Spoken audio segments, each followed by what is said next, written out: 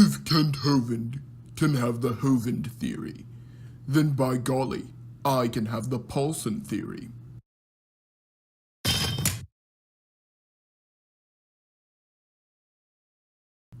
The following is my theory to one of the age-old questions about the Canaanites.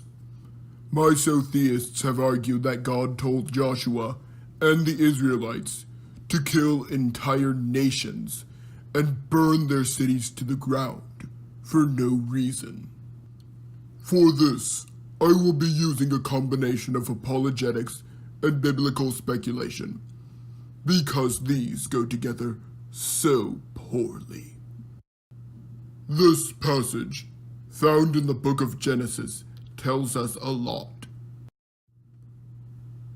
While the sin among the Canaanites was great, it was not so great and so widespread or entrenched that the God of mercy was not willing to let the innocent die with the just.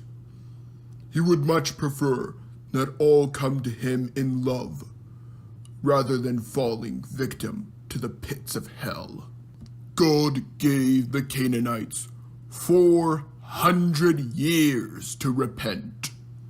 For comparison, the docking on Plymouth Rock was in 1620. That is an extraordinarily long time.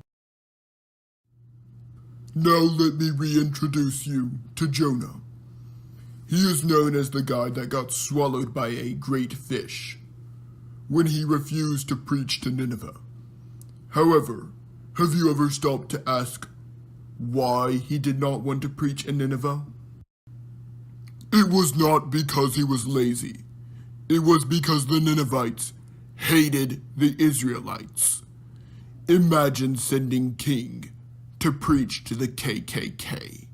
Since God does not want any to perish, he likely sent many prophets to the Canaanites, but they would not repent.